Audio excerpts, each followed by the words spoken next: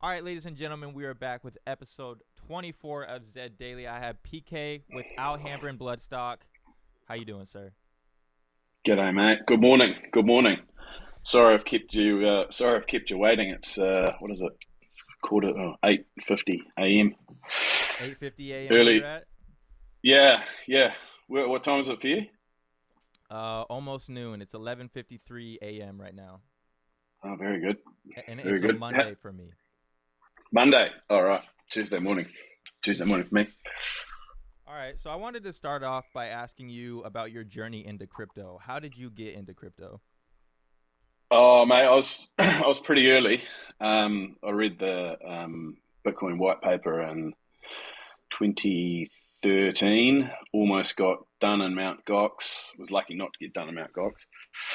And then, yeah, I've been pretty heavily investing in the space since then. So I was in the Ethereum ICO, and yeah, I've invested in lots of the, I guess, breakout companies in the space, from Bitmain to Zed Run to all sorts.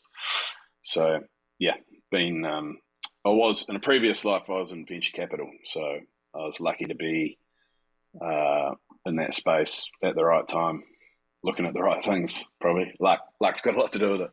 What was so appealing about crypto coming from a VC background? Mm. I think I just recognised pretty early that it was just a big fundamental computer science breakthrough, um, and I could see that it was going to have um, a lot of downstream impacts in time, but that it was going to take a lot of time to play out. I mean, I was thinking and writing and talking about what I thought a game like Zed Run might look like back in like 2017, 2018, but it just didn't exist. The tools to build out, and the tools and the networks just didn't exist 4 or 5 years ago. But it was obvious that it was going to head that way. That's why, as soon as I saw Zed Run, I aped and like really quickly. Mate, I wish I'd knew about Zed Run. If I'd known about it, the instant I knew about it, I started buying horses. So I was like, I was late. I was late to the party, unfortunately. But yeah, it happens. It What it, about you? it happens. What about you? When did I find Zed Run?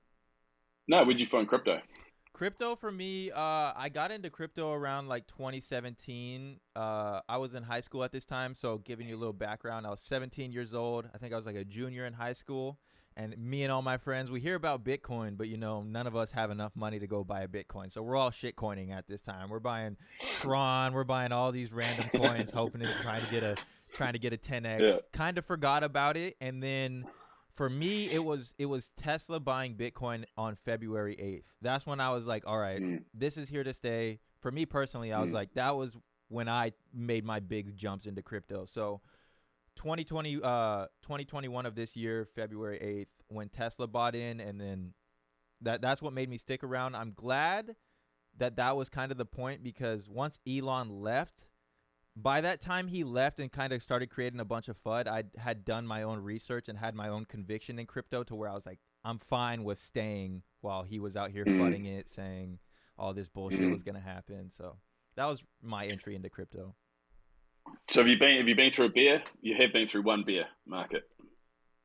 Yeah, so I bought Bitcoin at like 47, and then it went up to 64, and then it went to 32. So I think I earned my diamond hands, or the hodler status as they call it. Yeah, no, I've fucking made so many errors in this space. It's unbelievable.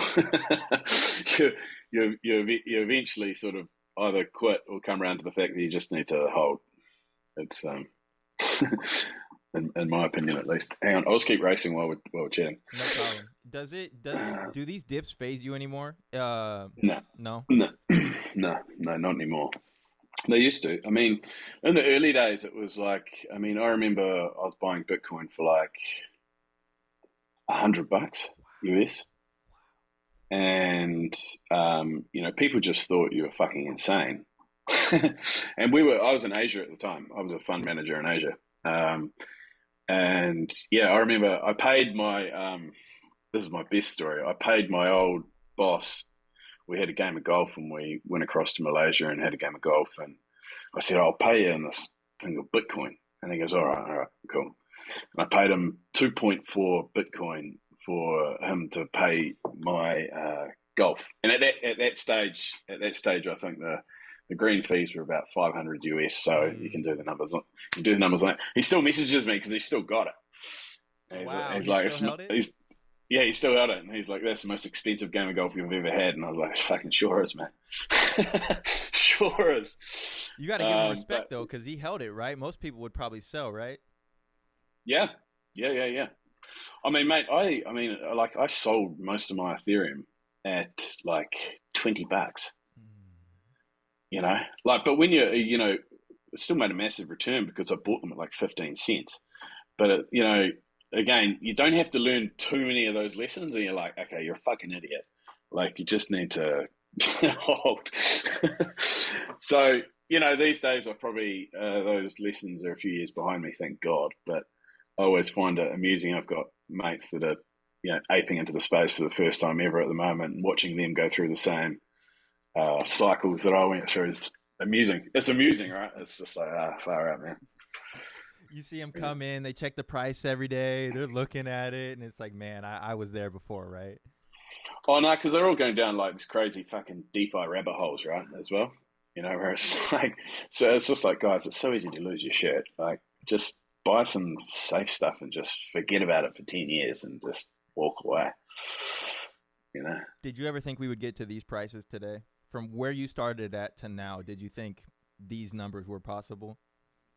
Yeah, I did. Yeah, yes, yes.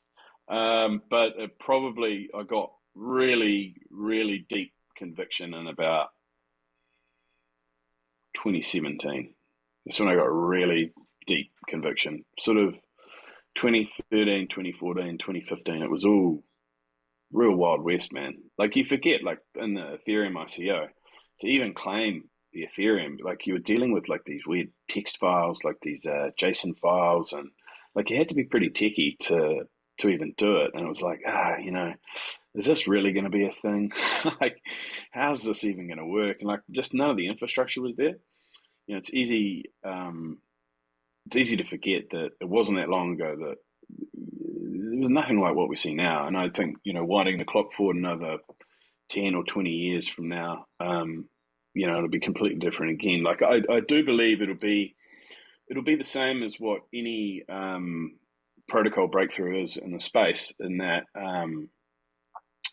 when users don't know that they're using it, then you've really arrived, and we're not there yet. We're a long way from that, So, people use email every day, and that uses about 3 different protocol layers, but no one knows about that. They don't have to know about it. It just works. And I think that's where we're going to head with all the entire crypto space. When you've got people using it and they've got no idea, but that's, like I say, that could be all right. Is it 2000? You're doing 2000 class ones? I don't think I had like Loaded Lux or something like that right now, but he's an absolute donkey horse. I was just racing him in free races to try to get him to qualify. But were you saying, was that kind of like the analogy of like, you don't have to know how the car operates to know how to drive it, right? Is that what you're kind of saying? Like, you don't have to know about the drivetrain, all the oils, and all the little ticky-tack shit with crypto. You just know gas, brake, steering wheel. Yes. Well, that's where it'll end up. I mean, at the moment, you still have to know how to fucking fix the pistons. Like, you still have to be reasonably technically sophisticated to, buy assets, bridge assets, keep yourself safe, be able to play some of these games. It's a real minority, it's very, very early days still. There's another 2000. Hey, how are you going in tournament? So right now I have diamonds. He's at like 240 or something like that. This tournament I did paid racing because I know I'm right at the cut line. It's cutting it close.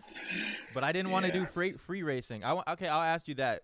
During these tournaments, are you doing free racing or paid racing? Because if you're doing frees and your horse doesn't make it past quarterfinals, you basically just cut out a whole week of profit that you could have had.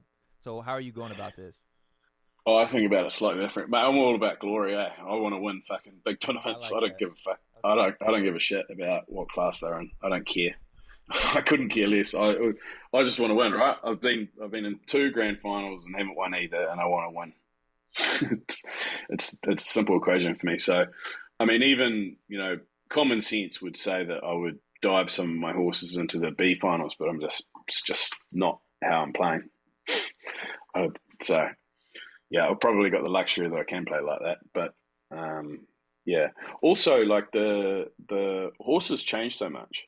Like saying this to you before we jumped on, but like every single one of my Genesis Knacks has got a buff before this tournament, somewhere around the 25th of November. Have a look at a horse, see if you can pull up a bit of Bonza.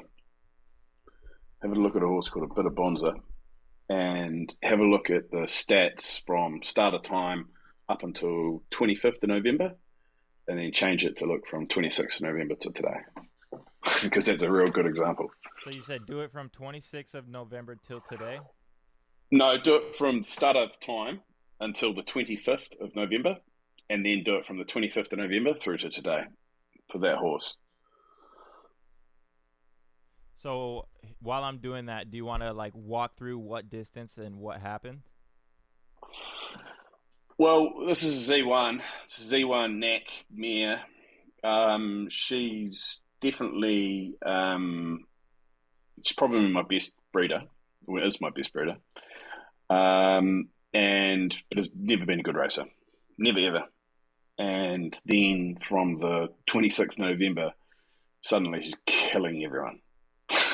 To the extent that I started chucking her in like big races just to see if it would stick. And she's still not sticking in the big races, but she's gone from like here to like here. So it's crazy, but you can see the graph on it. But yeah. I can look at it right here, but if I try and pull it up on screen, I'm gonna have to like pull down a bunch of overlays. But I see. And so, what do you think? What do you think happened there? Do you think that was intentional or unintentional by Zed Run, to where horses like that is changing? I don't know, but they're changing, right? So I mean, the same thing happened when they made that that major algo change that nerfed all the sort of high variance horses, and that's pretty much around about when I just stopped selling any horse, because it sort of just recognised that they can just change so much. And I think probably where Zed lands is that they make it so that definitely every Z1, but maybe every Genesis horse has their day in the sun. But you just have to be racing it to know, right? And so I think that it probably will end up being quite cyclical. I think that you're still going to have your top 0.001 percenters, but even those horses are changing, So, I mean, Hendrix Houdini was another one. He's another Z1 of mine, and he was shit. He was rubbish pre the spook chain algo changes. And then as soon as after that, he's a monster. Like, makes every finals easy. We made the grand final. Actually, made the first grand final. But, yeah, I don't know. I think it's very early to sell any horse. That's probably my takeaway from it. Especially with all the changes happening. Yeah, just like you said, you might own a horse for this time being it's a donkey, but 2 months later it might turn out to be a racer because something changed, and you don't want to look back at that horse and be like, damn, I sold a racer when it was in its lull or something like that, right? Well, there's another one. We were talking about it on another chat earlier today. A horse of mine, Alhambren Shunzi, which is a bred horse, and it was a terrible racer, never a good racer, and I sold it to Jack at Good Boy Racing. We did a horse trade. I got some third head blood. He got some Deers and Bonza blood. And it was a terrible racer, and he ended up selling it. And then literally the third guy that got it, I think it's Grand National Arena or someone, they got it, and it got algo changed, and it's turned into a monster. So the third guy to get the horse got the monster horse. The first two, the breeder and the first buyer, got nothing. So I don't know. I'm holding. Put it that way. I want to race. I want to race as many horses as I can, but the part of my problem is I've got too many horses as well to race. So I've noticed that. I see you on the track all day. So I want to rewind a little bit. So let's go back. From your crypto journey, how did you find Zed from there? Um, how did I find Zed from there? I can't actually remember. I actually can't recall how I found out about it. It might have been that New York Times story or someone told me about it. But again, as soon as I found out about it, I was like, what the fuck is this? How do I not know about this? It was like, I think it was the first day I heard about it. I bought a Z2 Legendary and just started racing and just flogged it. And then and then I started buying like Z2 Genesises and using them as like learning horses, which like in hindsight, it's like, oh my God, but I was just eager to get into the game. So, um, yeah, hindsight. Harry Hindsight is a very wise man. Very Right. wise man. Was it investment or entertainment when you're buying these first horses? Both. Both. I played around with whether I was just going to buy horses and not race them. But I was probably also at a time or a confluence of areas where I probably had some time to climb into building something new.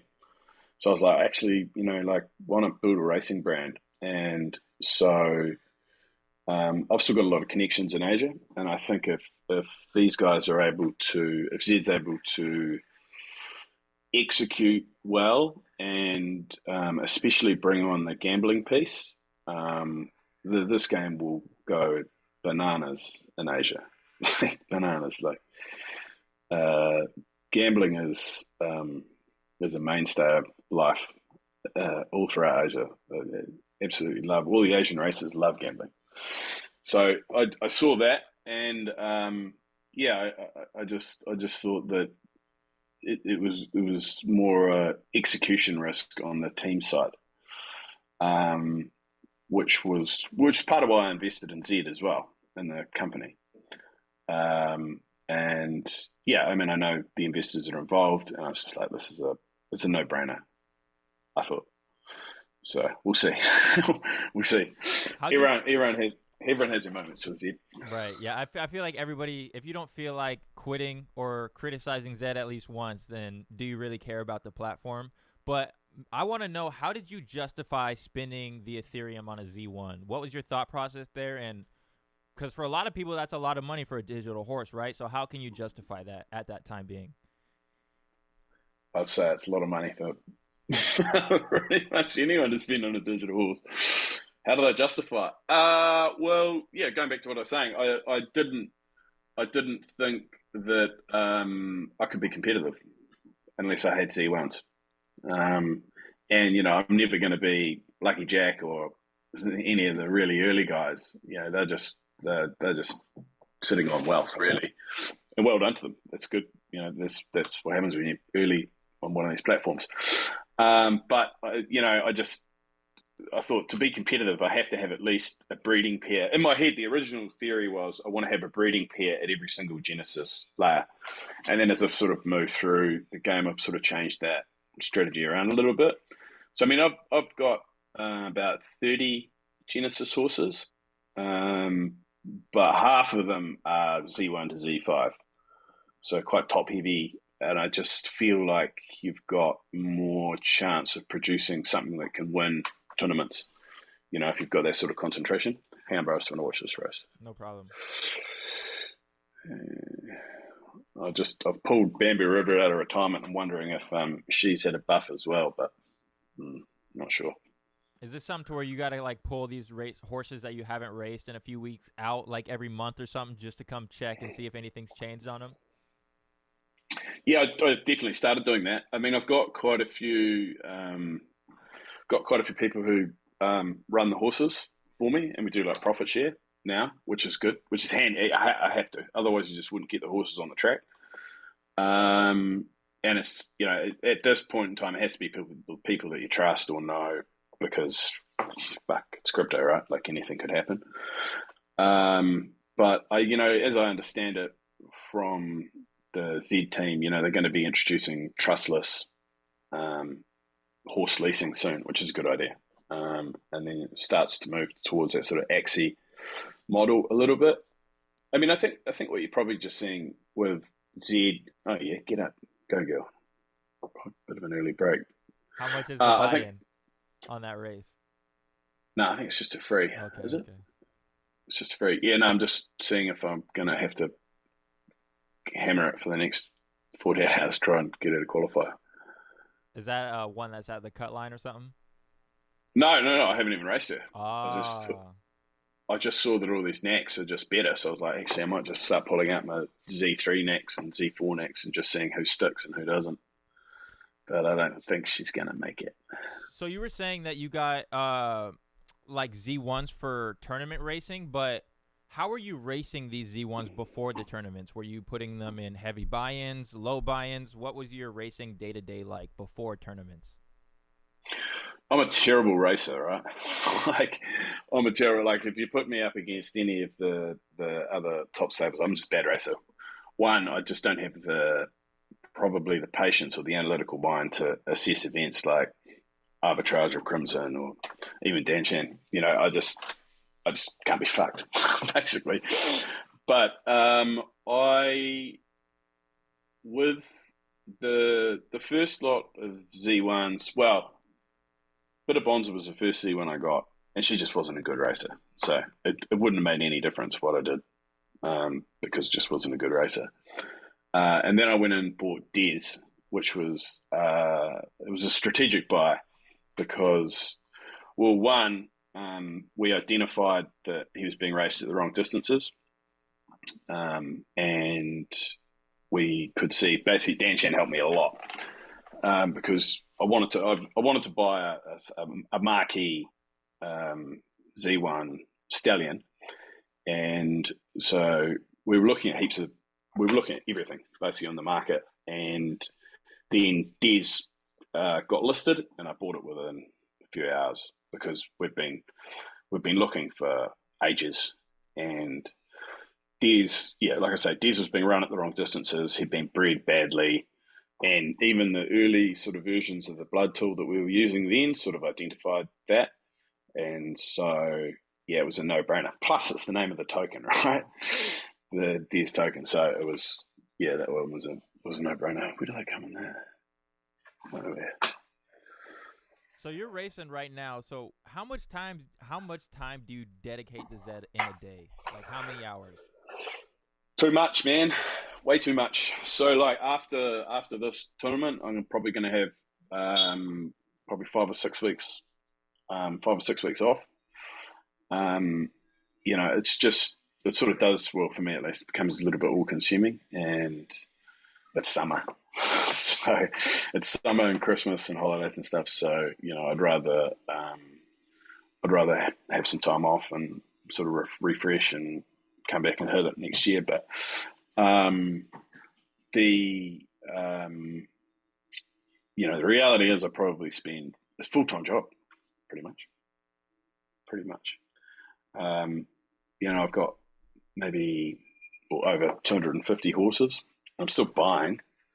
Um, it's a lot, right? like, That's a lot. like you can't, yeah, you can't possibly run all those. So just managing those and figuring out when to run them, when not to run them, who's running them. It's a lot of work, but I'd prefer the goal for me would be to not race at all. I would much prefer to work with the best racers, breed horses, be able to have my top Z1s raced by other people. That would be because I think what I was going to say before. I think what you're seeing with this, I'm of two minds with this whole play to earn thing because I'm not sure if it's just sort of digital slavery or whether it's a really sort of significant breakthrough. I think there's definitely something there, and you're seeing the emergence of a new asset class, right? Like the top horses have even not even top horses. All of these horses have got yields, so it's just like buying a rental property. You're looking at it. What's the yield on this? Where do I have to run it? So I think that's where Zed has to be a little bit careful about how much they fuck with the algos, because if people are going to go and spend $500,000 US bucks buying a horse and then get it fucking nerfed, a month later and the thing can't return the yield, you're not going to see any trust in the ecosystem. So that's going to be a difficult problem for them to navigate. Yeah, I'm not sure how you do that, but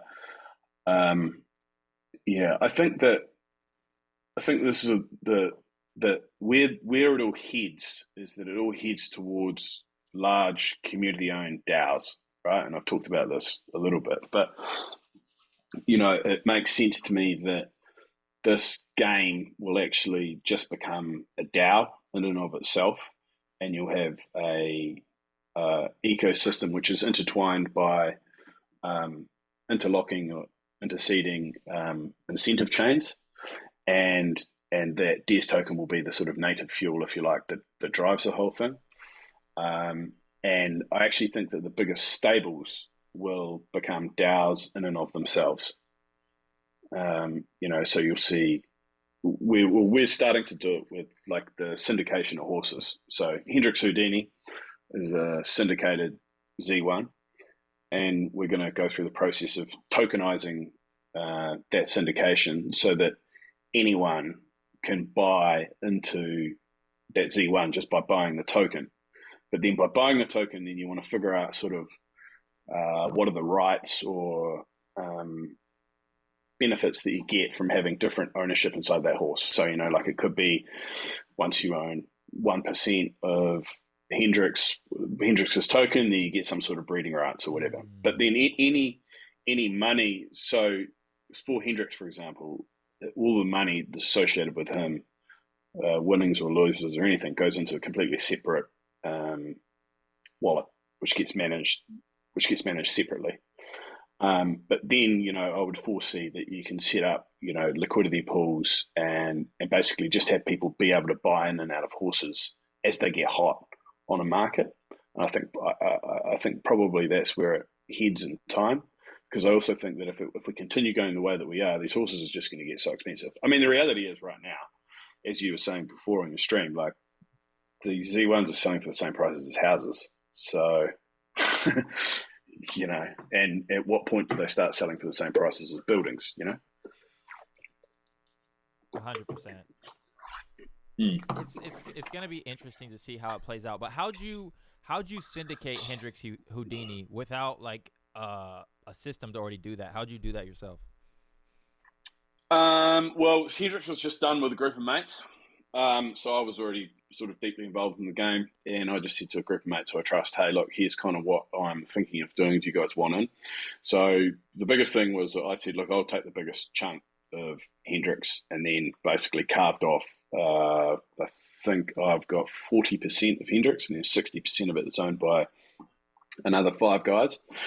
And yeah, we all just put the ETH in, bought the horse. But then, the concept is that it's pretty easy to spin up a token and create a liquidity pool. But the reason that I haven't raced into that is that I just want to conceptually see where Zed goes and what the best way to bring that syndication, I guess, to the masses is, because I think that's the right way to do it. Like if you think about what they've been talking about, they're saying they want to democratize owning racehorses, right? And like I see how much fun and enjoyment those guys have had out of owning a share in Hendrix. Now, admittedly, he's a top Z1 and he was a grand finalist and he wins all the time. So that's fun. Like that's fun when you got a monster horse like that. It's a hell of a lot of fun, and he's fun to run because he just fucking wastes everyone. So yeah, I don't know. I'm still figuring it out, but that's where I think it goes. If that makes sense. What about yourself? Where do you think this game's heading? I think, yeah, like you were saying earlier, there's going to be the renting aspect to where people can just come in and rent out and race your horse for you if you have a very large stable like yourself. Or, yeah, I think there might be a two-factor to it, the renting system or the syndication system. For people that really just want to buy into a specific horse, maybe you'll be able to do that. Or people that want to play the game but not have to own these horses and then maybe make revenue by profits of the horse. And that could be their job. Maybe there will be like a stable manager. Stud fees. Yeah. Correct. Something like that. I think Yep. Retro, he just said, breaking news, Artois just sold for 30 ETH. 30 ETH. They were trying to flick him on there. What did they buy him for? I think they bought him for cheap, to be honest. I think it was like 2. Um, No. Art, No. is that the Z2? Artois is Z1, isn't it? Hang on. Or is it Life and Artois is the Z2? Oh, no. Artois is a Z2 Legendary. Yeah. Artois, the Z2 Legendary sold Let's for 30. go. That's good for me. Let's go. I like that. Wow. There's been a couple of big sales because Wagme bought Milk Bar Mania yesterday. Artois for 30 ETH. Would you buy that for that? No, fuck no. What's it done? 2 in winnings, 9 in profit. That's crazy. 30 ETH. It's good for me. Wow. Because you're printing Z2 legendaries every month, right? Consistently. Yeah. I was keeping them all though. That's great. I was keeping them all and race them, make them look like shit. How do you go about breeding? Do you have the blood tool? What's your breeding strategy? Yeah, look, I mean, I've been quite open that I want to be the best breeder in the game. So I would spend the equal amount of time thinking about breeding that I do racing. Yeah, I think about breeding a lot. What's my strategy?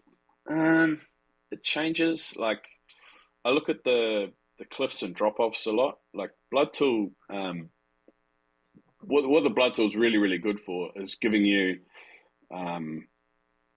really deep intelligence really quickly. So it just saves you a lot of. There's nothing that you couldn't probably get anyway by deep diving into the data and doing spreadsheets or whatever. But it just makes it very easy to sort of get those checkpoints. And so I'm often looking for cliffs where if you can see that past a certain point that breed mix or that type of mare has never produced a class 1 monster, and there's been 1,000 breeds at that level, then I'm kind of like, what's the point? Like, the data suggests that with the game is where it's at. So in some ways, you kind of, if you followed the blood tool exclusively, you'd constantly be sort of chasing the trend. And maybe that is what we are doing. I don't know. I mean, I think we're past the point where it can be questioned whether it works, to the extent that the group of people that used it are like arguably the best stables in the game and consistently produce sort of top 1% horses. So that's probably the one thing I do think about is what does a top 1% horse look like? What does a top 2% horse look like? And then how can we consistently make top 1% horses, right? So, like, to have a top 1% horse, I think the number is roughly 0.1 ETH in profit, which is fuck all, right? So, like $400 or something. So that means if you're going to spend more than $400 on a breed, you have to be pretty confident that you're going to have a top 1% horse. Otherwise, you are just sort of burning money. So certainly, one of the big changes, probably the most significant change that I've made in the last couple of months, is that I was just churning out horses. Legendaries, exclusives, didn't matter. I was just churning out horses and seeing what would stick.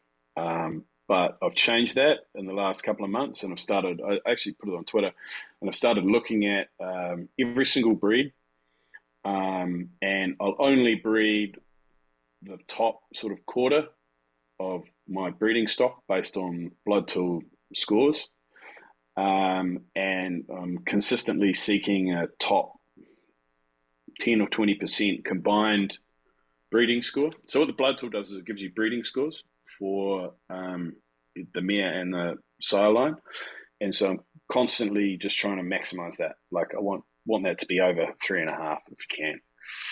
And then I'm looking at, does it flame in the griff, and does it place in the griff? Does it win in the griff, or does it come 10, 11, 12? And then I'm just constantly trying to improve those scores. So where I've got it down to now is that, I was spending probably in the early days, I probably was spending like 5 ETH a month breeding and doing fucking stupid shit. Wow. Like just dumb shit. And I've got that down now to I probably spend about an ETH a month breeding. But the stable's more or less self-sustaining to the extent there's enough winnings coming in that I can spend that pretty happily. And much more refined, So I might these days I might breed, I don't know, 15 to 20 horses a month, but I want them to be, and of that I will look at them and I'll say, all right, I think that maybe 5 to 7 of those are championship horses. Like I think that they'll be top horses, and so I think that's part of the challenge for me as well, is being able to identify those. So before you actually race them, say, right, I think this mix is going to be a really good mix. And so the more I start getting that right, the more confident I am that what we're doing is working. And yeah, I feel like, well, no, it's fact. Last 2 months, been good. They're good. I mean, good horses. What are some of the best ones you've bred these past 2 months since you've refined your system? Well, I put that one on Twitter. Impair won won its first 5 in a row, won 7 of its first 10. And then I think if you go on the leaderboard, I think it's sitting about 10th or 12th in the mid runners for this tournament.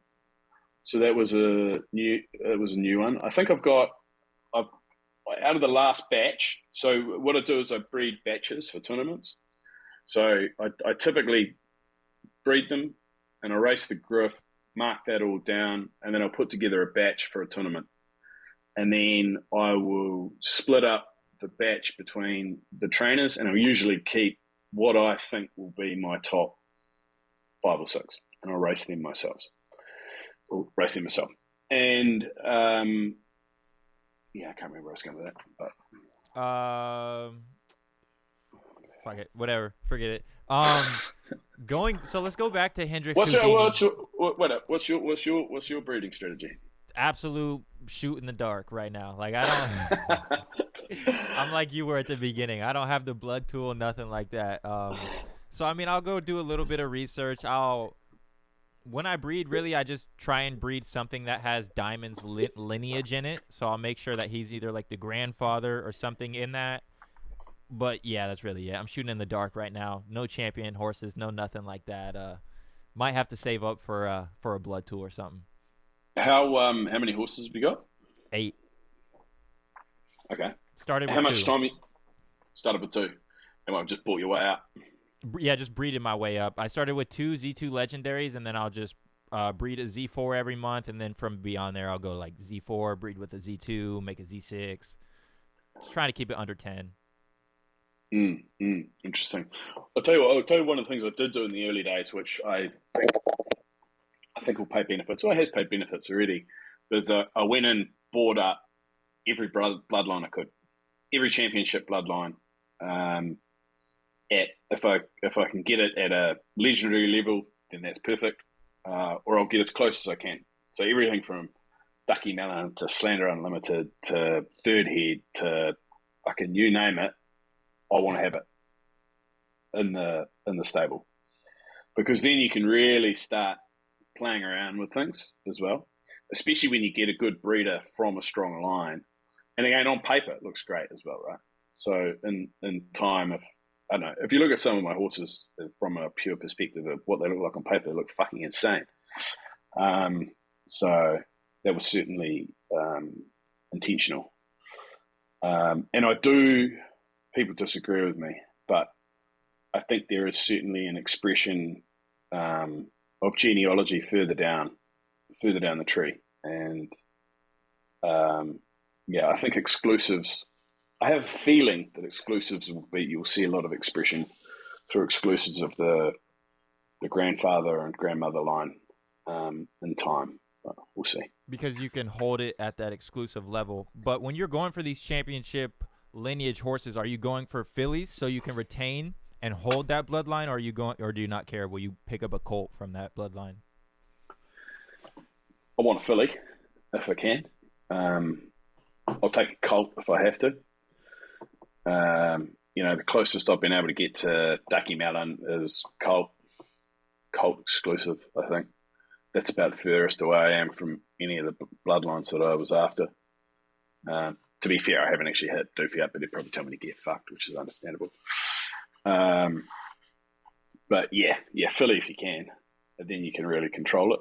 I know that Souls and the Muller boys, they like sire lines, they like colt lines, controlling it that way. It's just not the way I play the game. What do you mean by sire lines? Like they would rather buy the colts? Yeah, they like controlling the colt line. They just feel that they get 3 breeds a month versus 1 breed a month, which I can understand. I think I don't know if we'll ever find out, but what the split is between how much of the genealogy comes from the mare line and the sire line.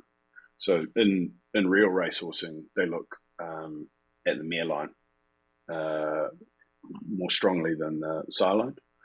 So there was another thing I did early in the days was I went and read all of the thoroughbred racing books I could find, just about how they think about it, which was actually quite handy. My wife breeds horses, but that's for show jumping. But again, it was quite interesting talking to her about how horse breeders think about the pass down of traits, and I'm certain that the Z guys have spent, I know that the Z guys have spent a lot of time with the horse breeding industry discussing that. So I think that there are some similarities. What they are, I don't know. But in this game, you're just looking for an edge, right? Exactly. Looking for whatever edge you can get. So yeah, I might jump on a Griffey. You got anything checking a Griff? Sadly not, man. I just bred that horse a few days ago, and then I went and bought a driver last night, so I got like $40 left in my account. Oh, you're in these riot races, are you? Yeah. Are you in any other projects? From a hedge perspective, I sort of tried to get reasonably long on photo finish and chicken derby. God knows where either of those two are at. But only from a hedge perspective, like I'm bullish Z, but you just want to have a little bit of a finger in the pie in case something takes off. I think the Red Village looks quite interesting. I'm quite bullish on that, but riot races I missed, and I'm not. I think that the more and more you get through this, you're going to see all these games just popping up, right? And when we go through the next bear market, 99% of these are going to go to fucking zero. So I think you have to be a little bit choosy. Which ones you're going after, Yeah, you definitely do got to be choosy. I heard someone say it's kind of like if you've watched Game of Thrones, it's kind of like you could use this as an analogy. They say like NFT bear market is like Game of Thrones winter. Like when winter comes, Yeah. You never know how it could be for a day or 3 years. But when it comes, you want to be inside of a castle, like a Zed Run castle or a Bored Ape Yacht Club castle. You want to be in something blue chip to where, there's going to be a nice fire and maybe somewhere to go eat a lunch or whatnot to stay warm during winter. Yeah. And look, I've had my fair share of crypto winters, right? They're not nice. So I deeply understand that. I bought a couple of Finnies yesterday, some Z5s. Did you see the prices on those Z5s yesterday? I think I saw you tweet. You said there's some deals out there. Why are you going for these bloodlines and that genotype? Well, I quite like. I'm liking Knack into Finny at the moment. Getting some really good results. Z6, Z7. It's very, very different than what we're seeing with 3 into 4 Sabo. The Z7 that way. The Z7 Finnies and Z6 Finnies are fucking really strong. I'm not sure if it's just a state of the game or, yeah, but I'm just getting some really good results. And I thought it was interesting, actually. I saw Shady tweeted out after I bought those that they're seeing the same thing on his tool, Zed, that they're seeing sort of best bang for buck is Z5 Genesis, and I tend to agree. Yeah, we're getting really good results with them. So, and the prices that were there yesterday were cheaper than what I was paying 6 or 7 months ago. So I was kind of like, well, if I was bullish 6 or 7 months ago and happy to pay that, then I should be bullish now if I'm paying half the price of what they were 6 months ago. So sweep the floor on those two, but might give one a run. How'd you go about finding this information? Was this something that you were just racing a Z5 or Z6 Finny and you saw, or did someone else say this and you kind of picked up on that? Blood tool, and just the performance of the horses. So I think it was my first experiment. Well, the first one that was really intentional was a horse called, I'll just get this right, yeah, Imposition. And it was on one of Doofy's horse auctions. And he had a Genesis mare, a Z6 Genesis mare, Zaxioni, for sale. And I went and looked at the breeding of it, and it just been bred really badly, like really, really badly. But even for being bred really badly, it was still producing okay-ish horses. So it's kind of like, fuck, if I can put like an absolute champion Z1 into this, I genuinely think this could produce something special. And then straight out of the bat, it produced a horse called Imposition, which you can go have a look at, which is a Z7 Finny colt. And yeah, he's been a finalist in two tournaments now, I think. It's just a fucking great horse. Chartreuse again, too. Nice. Yeah, chartreuse. But again, he's a top 2% horse. So if you're over that 0.05 ETH, you've got I think it's top 2% horse. If you've got over 0.1 ETH, it's top 1% horse. So he's on his way to be a top 1% horse. So the guess was right. And that was sort of where I got it. And then the next one, and then I did a whole bunch, right? So Impere is a Z7 as well, I think. No, that's a lie. This is Z5. Sabo, talking shit. Who were the other spinnies that I did? This round, hang on. Oh yeah, Corrupted, Hotepi, Shill. So they'll all qualify. So out of this last batch, I think I did 15 horses, and 8 of them are gonna be in the finals. And of those, we've got 1, 2, 3, I think 5 Finny Z7s. So yeah, I'm just hot on it at the moment. Now, when you get these horses, or just even in general, what type of final position do you like to see? Do you like, or which one is your favorite? Do you like a L shape, or do you like a U shape? I believe what was the first one you showed me? In position, he's kind of like he peaks at third place and then he goes down. Which one of those type of horses is your favorite? Well, L shape. Right. We all want L shape, right? Yeah, L shape. L shape wins L shapes win championships, man. U horses don't win championships. They don't win tournaments. Unless they might it's win diamonds. I'm just playing. They might win big pots and they might win, Netflix race and whatever. But if you want to win tournament titles, which is what I want to win, then you want L-shaped horses. 100%. U-shaped horses are great as lease horses. So I think what will happen moving forward is, again, as you move towards a sort of this asset lease model, you'll have U-shaped, and see the class changes today? I did see some. I didn't look too much into it, but if you know it off the top of your head, you can ring them off for us. Yeah. Where is it? Oops. So they've changed it around so that class one now starts at like 150 or something. Hang on, I'll find it so I'm saying the right thing.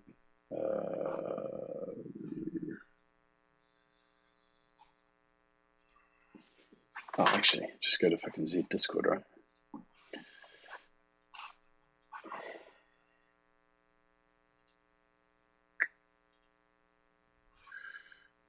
Yeah, right. So they've changed it so that like first place is now fifth. It's 5 points. Second is third. Third is second. Fourth is zero. Fifth is zero. Sixth is zero. Seventh is zero.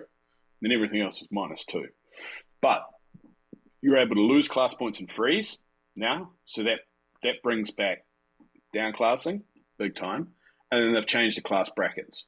So class 5 is 0 to 20, class 4 is 21 to 50, class 3 is 51 to 90, class 2 is 91 to 140, and then class 1 starts at 141. So for the monsters, it makes fuck all difference. They're going to race each other anyway up there. But for those horses that have been raced up in tournaments, now you're probably going to find later this week that you've got a whole bunch of horses sitting between that sort of 120 to 140 that can now sort of start down classing for the next tournament, which again, it makes the next tournament way more competitive because you're going to have, a lot more, competitive horses. I mean, I don't actually. Do you have a problem with downclassing? I don't have a problem with downclassing. Some people are like, oh, fuck downclassing. So, well, if you want to spend the time doing that, good on you. Exactly. I mean, you can't really hate on it because there's a strategy behind it. It takes time, like you said. It takes, depending on how high you up in class, it might take you a while to do it, and you got to know the system to do it, know the distance to do it, the buy-in to do it in, all that good shit. So yeah, it's a skill to me. Oh, I agree. I massively agree. And also, it also brings profitability back to a number of horses. Now, I think the flip side is that fucking arbitrage putting Princess of Power in class 5 or whatever is fucking bullshit. Like that should never happen.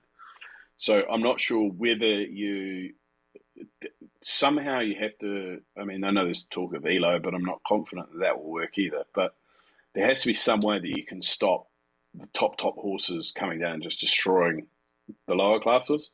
But I almost think that you need some ability for those horses that are marginal to be able to come up and down to make profit, because then it brings profitability to a whole different sector of the game. Rather than having guys that are paying 100 grand, 200 grand for a horse fucking you around over, you need to be able to pick up a horse for $100 and be able to spend your time running that. And I think that it's quite an important way. I think it'll be probably an important part about how the game scales. But again, I don't know. I'm not smart enough to figure out how you control that. I'm not sure, and obviously I don't think this is their end point either. I just think this is what they've cooked up for the time being.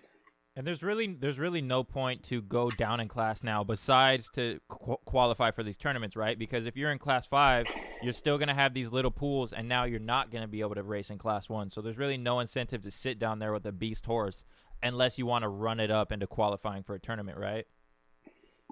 Yeah, and look, in fairness, I've done that. I've done it with a horse called Toscana, which I bought specifically for that. When you have a horse that's so clear on its up and down, that you can just be like down, down, down, down, down, down, down. Tournament starts and you go up, up, up, up, up, up, up, up, up. And yeah, again, like it goes back to what you were saying before. It's like I think everyone plays the game for slightly different reasons, and has different strategies and different longevities and different budgets.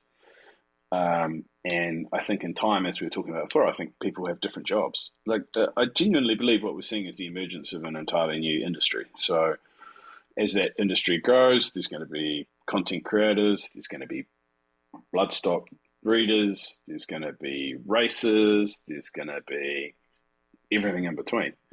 There'll be an emergence of entirely new jobs. We just don't know what they are yet. I think you're starting to see it. But, wind the clock forward 5 or 6 years, as long as these guys don't implode, I think that's where you'll land. It's kind of hard to with how fast things move in crypto, I mean, 3 months feels like a year. So it's so hard to picture 5 years from now and see where we're going to be, because from everything that I've heard, even Vitalik did not expect NFTs to be this big on top of Ethereum. So like there's so much unexpected stuff that we're going to get out of this whole crypto cycle that is just going to be, it's going to be crazy, because there's so many blind spots that we still don't even know about. Yeah, I agree. I think the NFT bear market, when it comes, will be one of the most horrific periods for anyone that's only been in the game for the last couple of years.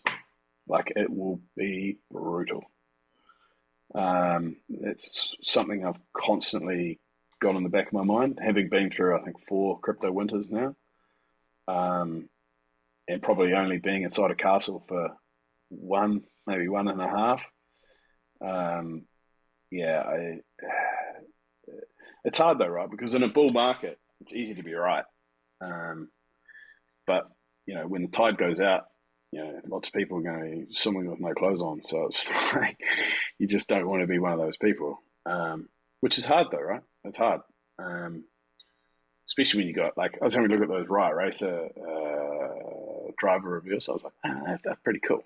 Like, that's some of the coolest art go around. But, in 2 or 3 years, that could be worthless, like completely worthless. Same goes for any of these projects, I guess. I sold a Bored Ape Yacht Club to buy Hendrix, for example. Not So bad. that was probably it. Not bad. You got some. I mean, you're taking a profile picture that's not going to produce passive income to a horse, to where now this horse can breed and this horse can race and potentially just be a Yeah. money printer monthly for you, right? Yeah, and it does. It does, and that's something that we actually look at between that syndicate group. We're looking at the yield. What do we pay for the horse? What's the yield? What's our forward projections on it? Because the market changes as well, right? And the market is super irrational. Sometimes you put a horse out for stud and it goes within 10 minutes. And then other times you put it out for stud for a week and no one wants anything to do with it. It's kind of like, it's hard to know. Hard to figure out sometimes. Yeah. I'll tell you what, I wish there was a tool that you could just put all your horses into stud, though. Like, pain in the ass. You've got hundreds. Yeah, I got you, because you're currently doing it one by one. But I had a few more questions for you. A few more questions. Now that you've lived through 4 winters, like 4 bear markets, hindsight's 2020. Looking back, what was the first sign of winter in all of those bear markets? Like, what was the thing that tipped it off to you looking back, so you can be aware for going forward? Was it all different each time? Or was there like a set in stone like thing, like a FUD from a big person, or underlying technology changing, block wars? I don't think I can look at anything and say specifically. I think it was that. There's a really good book by Carlota Perez, and it's called, I think it's called something like Financial Capital and Technology Innovations. I'm going to find out the name of it. But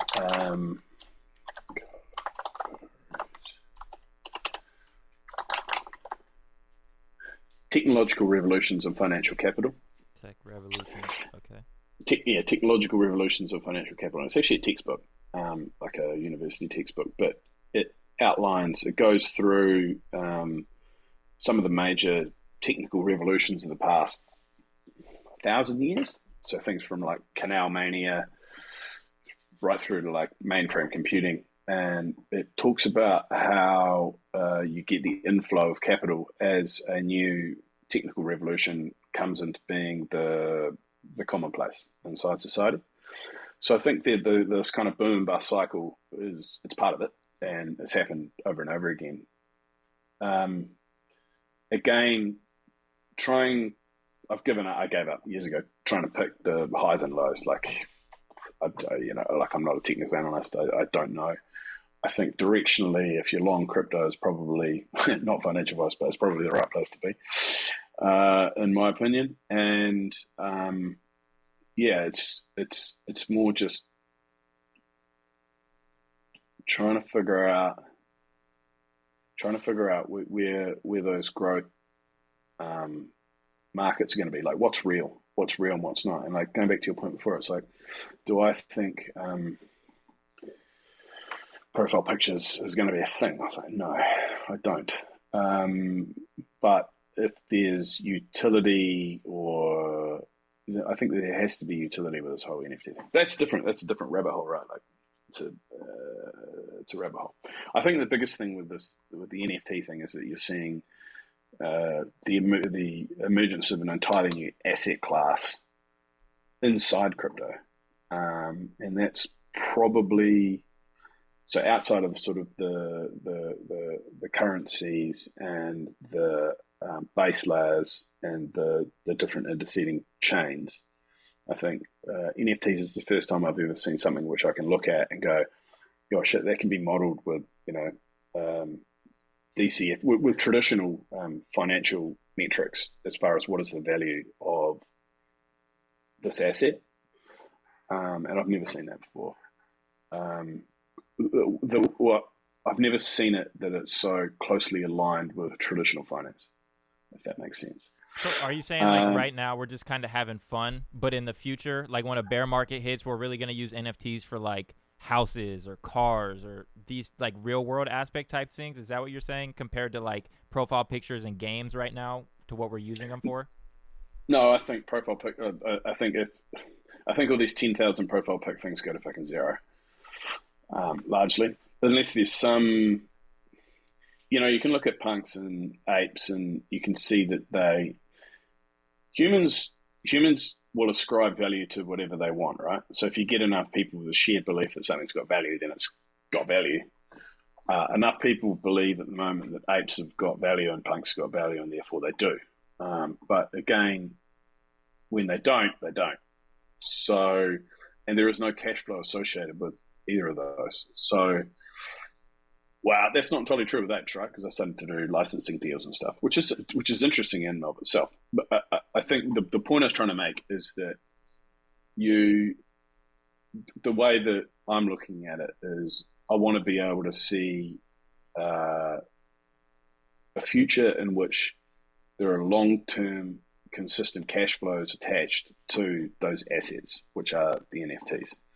And if I can see that there's long-term cash flows and I can try and model it, then you can start to put pricing on it. And I think that's where we're at. I think that's where we're heading. Whether I'm right or not, who knows? But yeah, that's what I think the future looks like as far as the NFT space. How that fits into the wider crypto space, don't know. Who knows? Who fucking knows? But I want to be holding as few shit fucking NFTs as possible when winter does start, because winter is never fun. So where do you feel like parking during winter? Like, what projects are you definitely sitting in during an NFT winter? Bitcoin. That's it? No, are you still holding Zed Run horses? Yeah. Okay, Bitcoin and Zed Run. I like that. Mate, again, I've been in space for a long time, right? I'm lucky. I've got investments in like lots of different players in the space, and I probably just have a different time horizon now in the way I think about a lot of these things. So Zed Run for me was always a 10-year play. So, inside traditional, if you look at the way a traditional venture capital fund works, right? They're normally 10 years. And so the general partners will take money in from investors. They'll have a deployment phase, which lasts 3 to 4 years, where they'll push most of the money out the door. They might save 30%.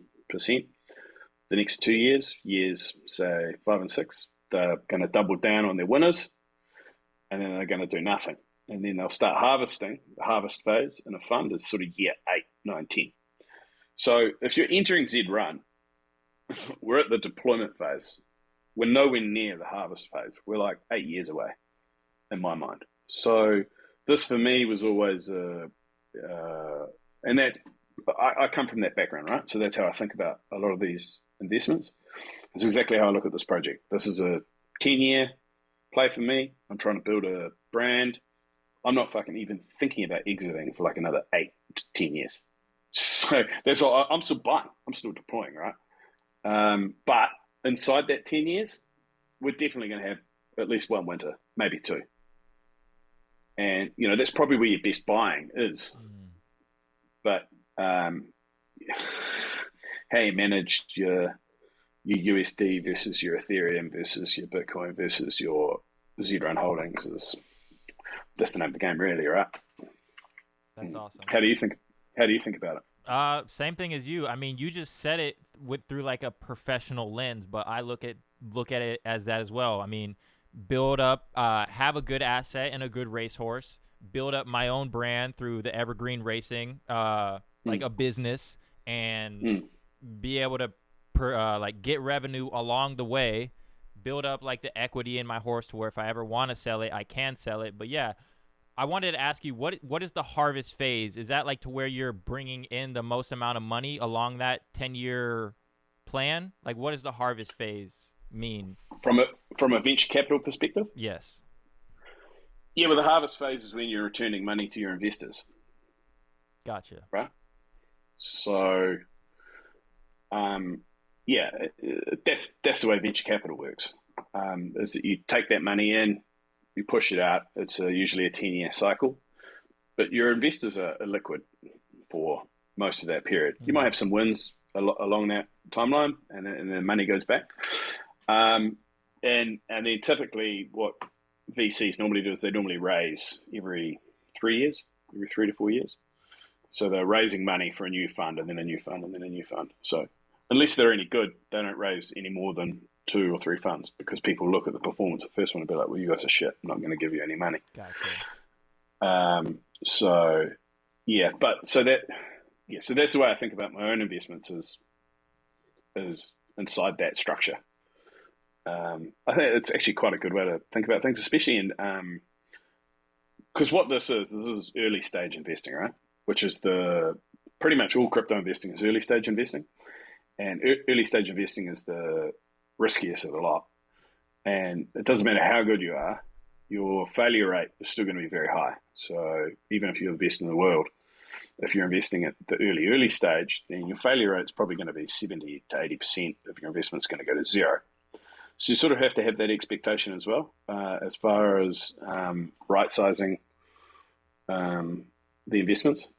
Like if you're just going to go balls deep over here, you have to realize that the industry averages suggest that you're going to lose your shirt. So you just have to be cognizant. And I think that, again, with these crypto bull market waves, there's a lot of people that seem very clever, but it's for mine, it's nothing more than survivorship bias. They've managed to time the market right, I can sell out, whatever. But like, it's nothing more than luck. It's just fucking good luck. But if you can do it for extended periods of time over multiple different investments, it's not luck. Like it becomes something different. But I certainly think there's a lot of survivorship bias in crypto that gets confused for successful investing, if that makes sense. Yeah, I got you. Yeah, but same thing. I'm here long term. Honestly, like I potentially look to this game to like help me create generational wealth and then be able to pass a digital horse down onto my kids. Like that's crazy. And if a digital horse can still like be a revenue to my children, like that's a crazy story, right? Mate, it's definitely how I think about it. I'll tell you what though, if you think about it, I was thinking about this the other day. So how do you create scarcity? So we've already seen that Zed took, when I joined Zed, which was in March or April, the breeding barn was closed, right? It wasn't even open for the months. But prior to that, you could breed mares something like 3 times a month, and you could breed stallions like 7 times a month. And then they changed that, and it's now 3 and 1. But you can foresee a future if they wanted to enforce scarcity, where they would say, okay, well, now you can only breed mares once every 2 months, and you can only breed stallions once a month. And then, that would be a very easy way for them to sort of slide the scarcity trigger, right? And just keep pushing it further and further and further and further out to where, suddenly you've got waiting lists to breed once a year with a horse, and people would have to pay to be on a waiting list or whatever. So that's something I've got in the back of my mind, which was another reason why I sort of want to keep that breeding tempo reasonably active, just in case I am right on that. Because if it is going to be generational wealth transfer, then there must be some element of scarcity as well as cash flow, I think. And so what other ways are there to manage that apart from that? And when you mean scarcity, you mean horses that can compete on the same level of that horse, or like are of the same attributes of that horse by scarcity? What do you mean? I just mean horses in general. So how many horses have we got now? Like what, 150 or 160,000? Is it? I think it's something like that. It's a lot, yeah. Yeah, and so like if you think about it, in March, right, when I joined, there were 7,000 horses. Now there's 160,000. So you can't just sort of escalate into infinity or it becomes a bit meaningless, right? So there has to be some trigger by which they pull it back that it becomes harder to breed a horse at all. Because inside the existing horse base, we've already seen that they will change the algos up and down, right? Which we talked about earlier. And I think that they'll continue to do that. But then you also have to, which then impacts the cash flows for the horses. But then you have to have another trigger or another lever you can pull to bring back the scarcity level so that the horses are more valuable to own and of themselves, which is, again, part of the reason why I just stopped selling horses. Like, actually, I don't. If I've got any on the market, it'd be very few. Because, again, if you think back to what I was saying before about the deployment cycle, it's too early to be harvest. If you can afford to, it's too early to be trying to It's too early to be trying to harvest now, because people are selling horses for lower than they bred them for. I think that's batshit fucking crazy. And I know that people argue with me about that, but I don't think that's the right play. Like, that's just losing money. Like, you should be in a position you can invest the money and then hold, because if you're investing and then selling for a loss and then moving forward, that doesn't make any sense to me.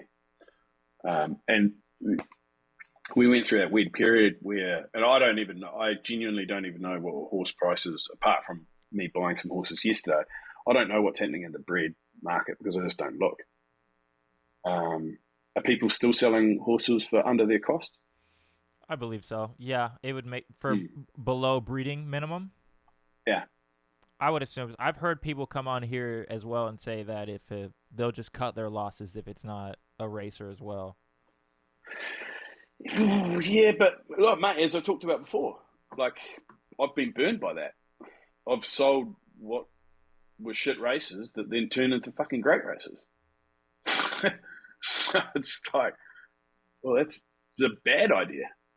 So far, that's all I've learned, is that that's a bad idea. But again, I'm lucky that I'm probably in the situation that I can. But yeah, I don't know. What other projects are you involved in? You're obviously doing the riot races. I'm in riot racers. Well, Zed Run, bread and butter. I'll never leave. This will always be like bread and butter for me, because when you have a horse like Diamonds, like, all you really need is one for the game will be fun and you can make money. So I'm making money. I'm having a good time. I'll always be in Zed Run. Riot racers, I love the white paper. They're kind of going with like the Axie Infinity type model to where you can rent out your drivers or your cars and your drivers. So I'm investing in the potential of that one. I like the art, which was kind of like the bait for me, but then the underlying tokenomics of the game and just the Axie type model of the game was like the hook, line, and sinker. So Riot Racers, Zed Run, and then just like you, I'm in the Red Village. I only got one Blood Portal. I got an R3 Paladin, no R1s, but I'm excited for that game. I'm excited for that game too. That game looks fun. And it's interesting, I was talking to some offshore mates, and they were saying that offshore for me is anywhere outside of New Zealand, right? But I was talking to some mates in America, and they were like, the widespread appeal, they believe that the widespread appeal of the Red Village would be more than Zed Run. I was like, quite an interesting analogy. There is a world where Zed Run just turns into. I mean, so horse racing, traditional horse racing, is a sport of kings, right? That's what they call it. It's sport of kings. It's just fucking expensive to do. There is a world in which Zed Run just turns into the crypto sport of kings, where you have people aping into what they already are, buying stupidly expensive horses, and that's what crypto, what the new crypto wealth does. They own Zed Run horses and other assets. I think Ebb said it. I think he said traditional horse racing was the game, or is like the game of kings, but Zed Run will make kings, and I'll vouch for that, because I'll say I never had someone offer me 10 Ethereum for anything ever, right? I come in, I buy this horse, right? This horse is good. This horse has won 2.5 ETH, and I've got offered up to 10. Like unimaginable to me. Like I would never assume that. So Diamonds. Diamonds with the Z. Let me have a look at this horse. I've never actually had a good look at it. Z2 Nat Legendary. Did you buy it new? Unraced, unnamed. Yep. Lovely. Dream result. Story, man. Dream result. 2.7 in profit. That Redwood City Classic helped out a lot. I lost the first one. The second one, I got third place. If I would have got fourth in that one, I would have been down to like 0.1 profit. It would have been rough. Oh, I was in that race, mate. I saw you in there. Yeah, I had Des in that race. Des took a hit, but then he got into the final of the tournament, so it was fine. Got him back. It was basically a net, nothing. Lost Redwood, got to the finals of the tournament. So 2.7. What is it? Long. He's everywhere. Yeah, his 1,600 meters is his best, but he can plug and play anywhere. But pure mid though. Yeah, U-shape. Like he'll first or last anywhere really. But he loves 1,600 meter, 18 and 2,000. Yeah, mid distance. A Ricky Bobby. Yeah, man. First and or last. I think there was a few factors to why I didn't sell the horse. I did my research coming into the game, so when I saw a wallet with Princess of Power, LBJ Go, and all these Amarajo offering, I was like, that looks like that might be the best stable in Zed, and he's offering on my horse. So I'm like, maybe he knows something about this horse that I don't. So that was my biggest tip off to Diamonds, because this was my first horse, and I bought him for 1.1, and then the next day I come back, I raced my Griffin. I got like 3.9 odds, and I had an offer of 3 Ethereum. So I'm like, let me go check on this wallet. I go look at the wallet. I see, okay, there's LBJ Go. There's Princess of Power. You know what? I've heard of these horses. You know what? Everybody talks about these. I think this is the dude that's like the biggest racer in Zed. I'm like, hell no. I'm not selling my horse. I'm keeping it, dude. If Arb ever offered me money for a horse, I'd tell him to go fuck himself. He never has. He never has, by the way. I'm not sure he would either. Yeah, what a horse. So you in the finals? Let's have a look. I'm at like 2. Oh, that's what I'm saying. Yeah, it's close right now. UE is hard, man. For tournaments, they're just not built for it. Although I imagine they will have a U-shaped tournament in the future. Like for sure they will? I'd say so. If they're going to have a 4th place tournament, then they'll definitely have a first and last tournament. Arbitrage will win that as well. He's got Princess of Power into what? Both of the grand finals for these tournaments? Yep. He was mate, so I was 1 place away from going 3 from 3. So in position came 5th in the final, and if he came 4th, then I would have gone 3 from 3 grand finals. And Arb went Princess of Power, and then got Milk Bar Mania into the B final.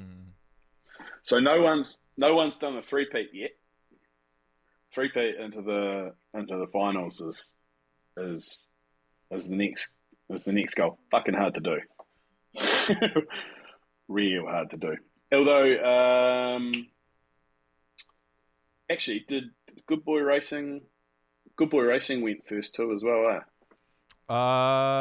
Some with third Yes. head. Does he have third head?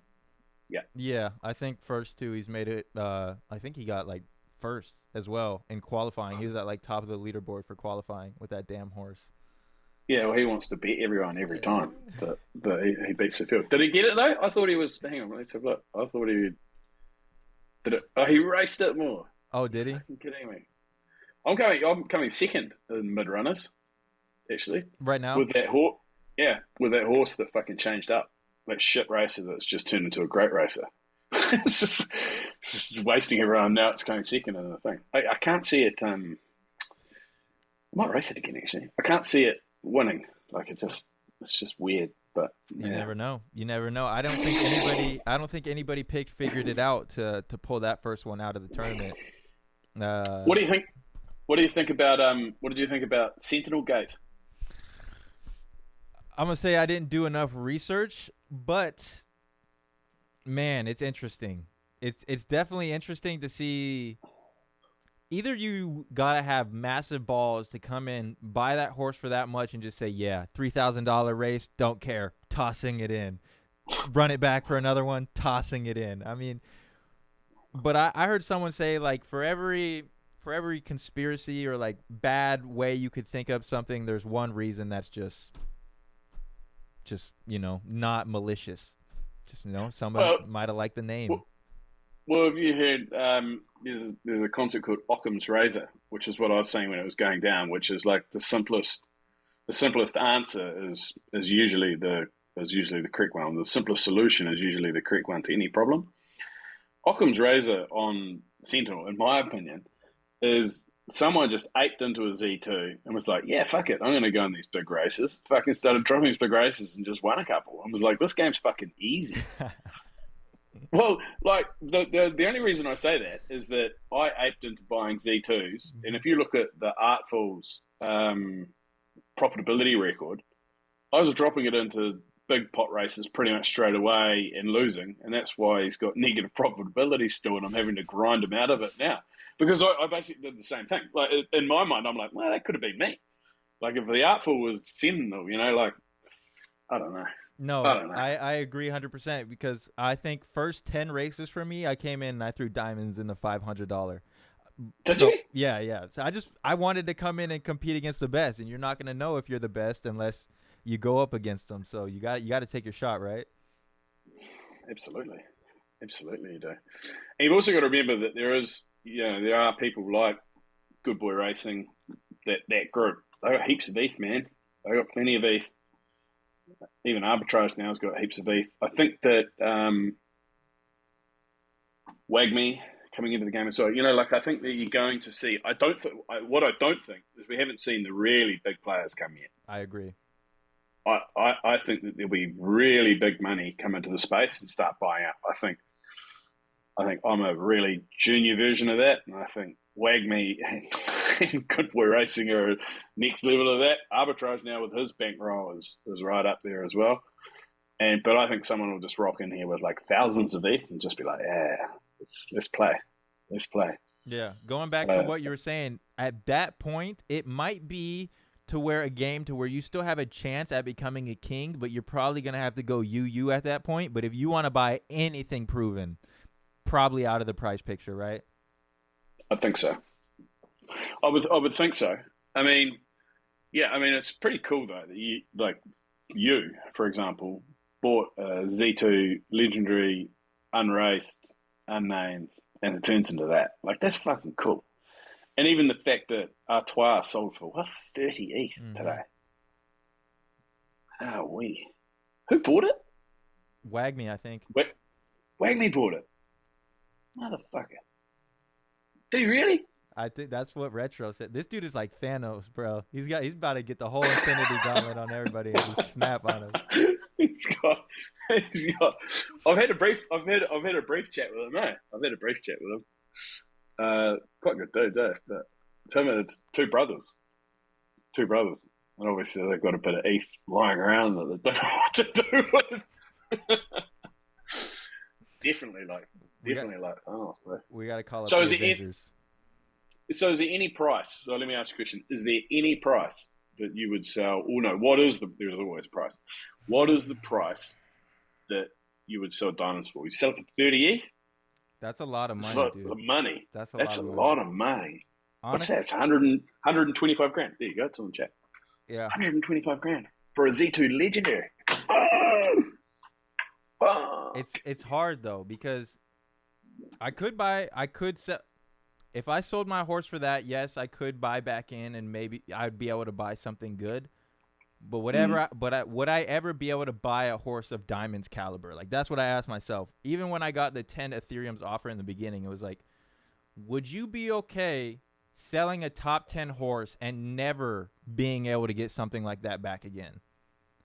Well, the counter argument, if I made the counter argument to you, is that you could actually completely change the style of game you were playing. So if you sold diamonds for 30, let's just theoretically say you sold diamonds for 30 ETH, right? You'd be able to buy in this current market 3 Z1s. Good point. Puts you in a totally different bracket of player. You're then producing Z2s every month. You can just sit on those assets. You can race those assets. You can do whatever you want, right? Becomes a very different equation. It does. It does become a different game. Early on, I would have traded him for a Z1. Now, shit, it's so hard to think about. I don't think I'd ever sell him because unless you're gonna sell him, like offer me, because I live in Seattle. My whole thing is like I want to buy my mom a house. We got into crypto because we couldn't buy a house in 2021 just because of everything that happened in the housing market. The inflation, low interest rates, everybody could get a house. And so they were offering like $40K over asking. So I'm like, there's no way in hell we're getting a house because single family house out here, 2-bedroom, 1-bath is almost $500,000, $450,000 for a 2-1 out here. So I'd have to be able to sell him for maybe at least a house so I could buy my mom a house. That'd probably have to be it, but it also depends on what your time scale is, right? Mm-hmm. I.e., if you want to buy a house within the next 18 months, but if you wanted to buy a house and a Lambo in 10 years, do you get what I mean though? So like it also, don't forget that time scale plays a factor in your thinking. Good point. I'll ask you this. Now, do you ever think we get a 30 ETH race? Because I know he can compete anywhere. So a horse like that, I know I can hop in that race. And if I win that race, I get the money and get to keep the horse. So it's kind of a win-win, right? Yes. So to answer your question, yes, I do. I think there'll be $1 million races, and I think it won't be that long. I genuinely think in the next 3 years we'll see the first $1 million race. But whether that's a tournament or whether that's one of these one-off sponsored events, I think for the sponsored events, you have to fucking think you're going to win, right? Right. Like the Netflix one we were both in, right? So Des, they'd made a change, and Des just started running differently, and I knew that he had a fucking chance because I was like, and he went to the fucking grand final right straight after that. So I was like, he's running really fucking well, but you have to be fucking certain if you're going to start dropping 3, 4, 5, 6, 10, 20, 30 grand on entering a race, or you have to have your own sponsors or big bank balances or whatever, right? But for a tournament, absolutely. I don't know. I think, look, to answer your question, yes, 100%. And, if Eb said that it's going to make kings, fuck, bro. Imagine if you won $1 million race. And get to keep the horse. Like, that's the biggest benefit for me. I'm like, that's what's such a mind-bending thing about this game is that you can sell this horse right now for X amount of money. But are you going to be kicking yourself in 2 years because someone won that race or 2 times the amount that you sold that horse for in a race a few years from now. You know, it's yes. Going back to Ducky Doofy, he said his best moment in Zed was selling Breathless Edge, and then his worst moment is when it sold for 110 or something like that. It's like, damn, dude. Damn near $500,000. Oh, US. That's a fuck ton of money, man. For Breathless Edge as well. Like, not taking anything away from Breathless Edge, but it's like, there's plenty of fucking horses like Breathless Edge in the game. It does make me, I was talking about it with Jack this morning, just about Wagme's buying.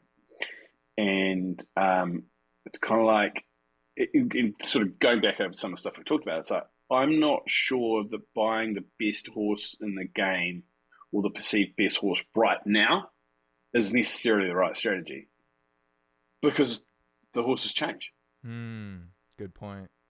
So, like, and until there's some certainty around that, one, I don't really want to sell anything, and two, I don't really want to buy anything that's not sort of like Genesis unraced, unbred. Like, I just think that you'll overpay. Otherwise, we'll potentially overpay. There's not enough visibility for me to be sure. Plus, I don't actually enjoy racing that much, right? So I don't like the grind. I hate the grind. And so if you don't want to do the grind, then you have to have someone to race the races. I don't know. It's not my strategy. I'm not saying it doesn't work, but I don't know. It's not my thing. Do you hold on to horses that you named and bred over Genesis horses that have already been named? Do you hold like an emotional connection with the ones that you named? Nah, I don't think so. I have bloodlines I protect. Probably the only, like, I try and I try and protect Bit of Bonza as much as possible, and Blinding Diamond. Blinding Diamond is Z2 Knack Genesis that I've got, who again is a shit racer, but breeding wise, it's just monsters. In fact, it's Bambi Rither's father. And yeah, I don't want those bloodlines to go that far. And they're the ones that I've regretted, is when those bloodlines get out, and I've done it for a short-term reason, like, create some ETH cash flow or whatever, I always end up regretting it. So now I've just stopped doing it altogether, because I hate it. Like, in fact, Alhambren Shunzi, I wanted to buy that horse back, so I sold it to Jack. Jack sold it. It then turned into a great racer.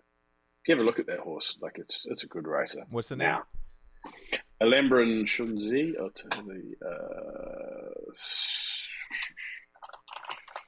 Alhambren SHUNZ ZHI. Okay. And Ooh, so it is good. yeah, and it's got my two of my good Z1s, right? It's got Des and a bit of Bonza. And so I was happy for that bloodline to go to Jack, because I got third head blood back. But then Jack sold it. And so now it's sort of in the wild. And this guy, mate, like, nice guy, but he gets hold of me every tournament. Basically, it's like, hey, man, thanks so much for this horse. And it's like, fuck's sake. And so I wanted to buy it back. So I went on the market, and I think he wanted 10 ETH for it. I'm like, Ooh. fuck. Ooh. Fuck. But it's a good horse. And it, I think any horse that can consistently make those sort of Fib Cup style finals, because once you're in those finals, anything can fucking happen, man. And you only need to win 1 or 2 races, and suddenly you've won $2,000, and it makes it worth. If you can do that with a couple of horses and you can win $4,000 or $5,000, makes it worth spending a few hours to, grind a few horses in there. And, that's probably what I've had in the last few tournaments.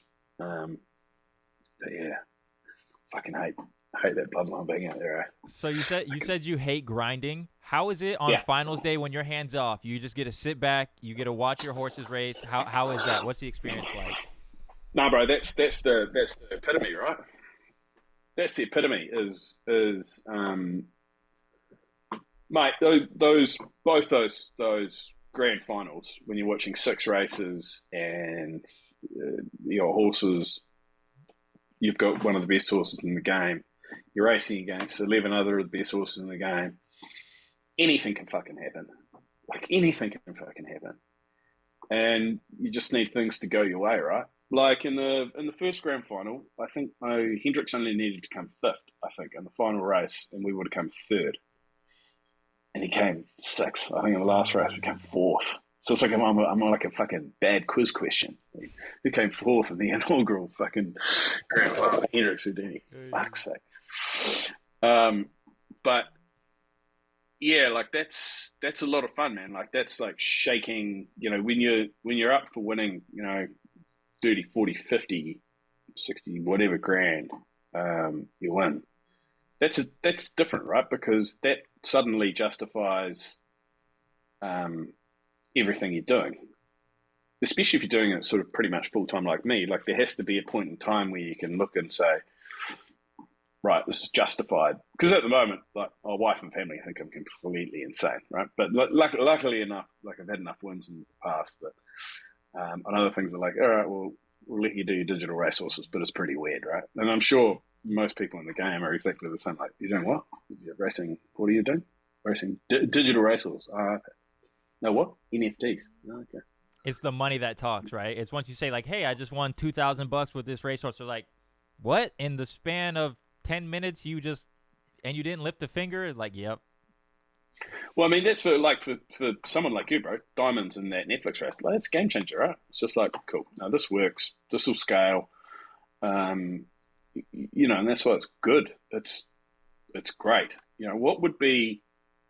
What I'd like to see, and I don't know how realistic it is for someone to pick up $100 fucking neck Z20 cross, and it goes on and just goes on a hot tear and wins $100,000 tournament, because that person or group of people is then going to be like the biggest advocate in the world, right?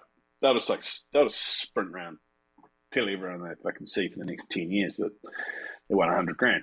And I think if we can create a few moments like that in the game, that you're going to see sort of exponential growth. And I think it'll happen. I think it will happen. And I do think that, in that last update that Zed guys did, they said they're going to have multiple tournaments running at the same time. Fuck knows how that works. I mean, do you just race and just like, oh, I'm ranked this one and this one and this one and this one? And who knows? Ideal, right?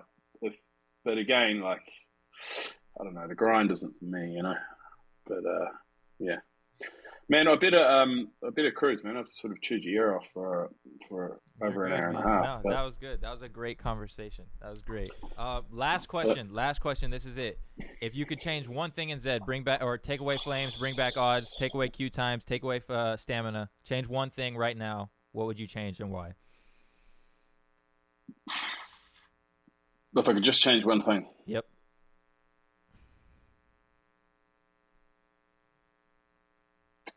I don't know. I wouldn't bring back odds. I think that too heavily favours the analytics guys, and I think that you still need element of luck. Buck knows what flames is. I still don't know what flames is. Probably the thing that is the most frustrating for me is when you have to do gate selection and then you get errors. Like, that is just fucking infuriating. Especially when you're trying to qualify multiple horses at the same time in a tournament structure, which is pretty much how I race. So, like, I more or less, sorry, I didn't cover this, but like, I don't really, outside of maybe 4 or 5 horses, I don't race round the clock for money. I'm not interested. So apart from like Des beginning to belong, like my top horses that I know where they'll win and what class. I know where they'll win and what fields they'll win, and it's just like positive EV. I know that I'll win.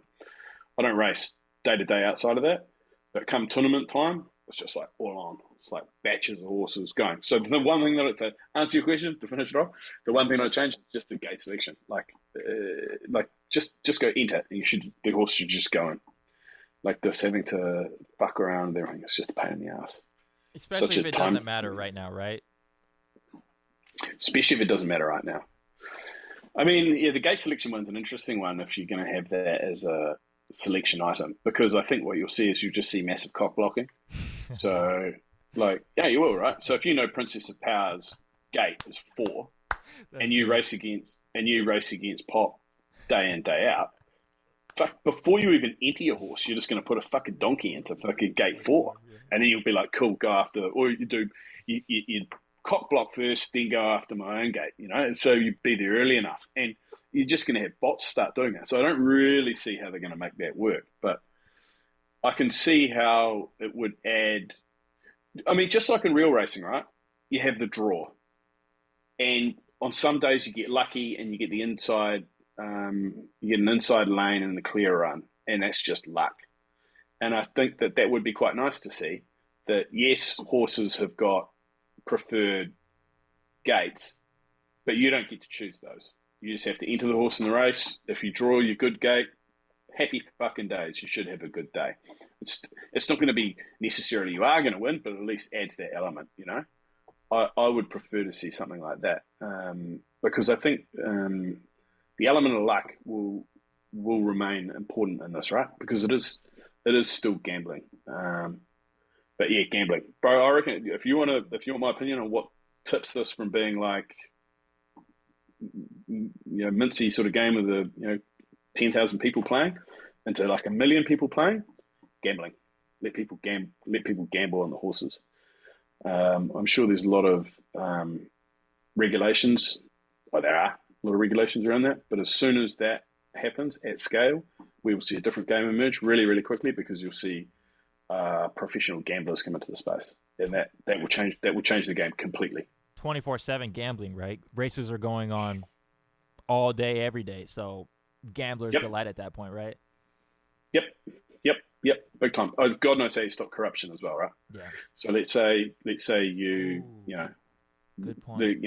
Because if someone doesn't want Pop to be in a field, they go to arbitrage and say, hey, look, we'll give you 10 ETH, don't fucking enter this race. So, and then odds get skewed and whatever. It's very interesting. Conceptually, it's very interesting. I mean, I see that someone's starting to do the gambling as well, with Zed Draft. Have you had a look at that? I've heard of him. Yep. Yeah. I think he's starting. Well, he's saying that he's going to be doing live gambling for this tournament. Interesting. The finals. I haven't had a look at it yet, but it's coming. Someone's going to do it, and someone's going to nail it. I've told Dan Shan he should do it. I mean, he's a bookmaker by trade. But yeah. Anyway, man, I got to go. Thank you very much for your time. Really appreciate it. Where can people contact you at? Where can people contact you and hit you in the DMs at? Twitter. I usually just talk shit and fucking troll people, and or Discord. Yeah, always up for a chat, man. And yeah, but after this tournament, like I say, I'm going to have probably seriously 5 or 6 weeks off, just chill out, spend some time with family, get ready for next year. Next year's going to be a big year, and I want to win some money. Let's go. Some money. Let's fucking go. But mate, look, appreciate it. Yeah, but look, mate, really appreciate your time. I think you're doing an awesome job. I love what you're doing for the community. I think it's really, really important part of what we're all trying to create. And yeah, anytime you want me back on, man, anytime. Thank you, man. Have a good day. You too, mate.